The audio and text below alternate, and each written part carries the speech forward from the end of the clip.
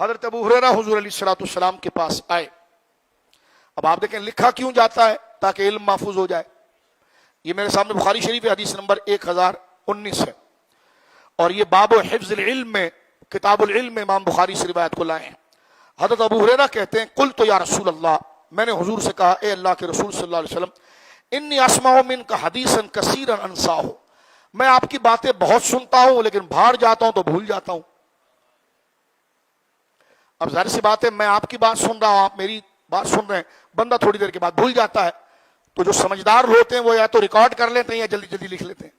تو لکھنا جو ہے وہ علم کو محفوظ کرنا ہے، علم کو قید کرنا ہے. لکھنے سے علم قید ہو جاتا ہے.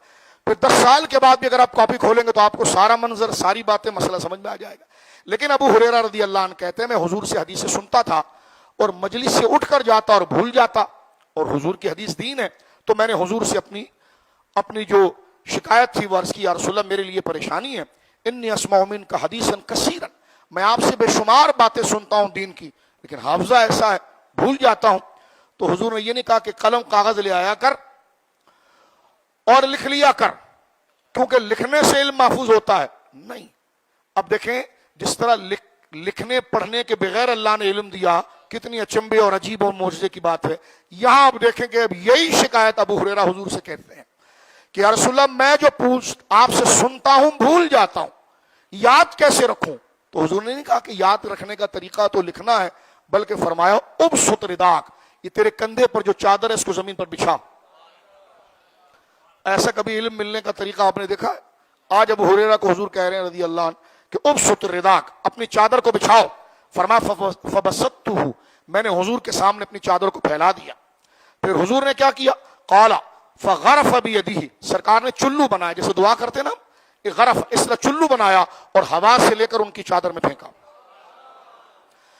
نہ بظاہر ہاتھ میں کچھ نظر آ رہا ہے، نہ چادر میں کچھ گرا ہے وہ نظر آ رہا ہے، نظر کچھ بھی نہیں آ رہا. لیکن آپ دیکھیے علم کا یہ کون سا طریقہ ہے جہاں تک انسان نہیں پہنچ سکتا. شکایت یہ تھی کہ میں بھول جاتا ہوں، تو فرمانے کہ پینسل سے لکھ لے. فرمایا چادر بچھا. چادر بچھا کر اپنے ہاتھ کو حضور نے ہوا میں اس طرح لہرا کر ان کی چادر میں ڈالا. فقال ضمہ، فرمایا اس چادر کو سینے سے لگا.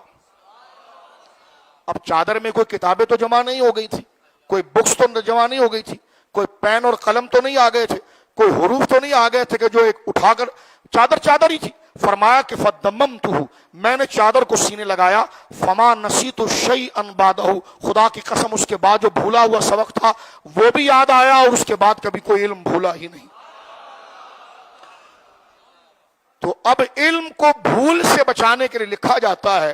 تو جناب سید عالم کی شان یہ ہے کہ آپ نے اپنے صحابہ پر وہ کرم فرمایا اللہ کے فضل سے کہ بغیر لکھے اپنے دستے مراد کو اٹھا کر ان کی جھولیوں میں ڈالا. بظاہر وہ جھولی خالی نظر آ رہی ہے لیکن سارے علم اور ذہانت اس کے اندر موجود ہے. اب بتاؤ یہ وہ ہستی ہے جن کو خدا نے فرمایا النبی الامی.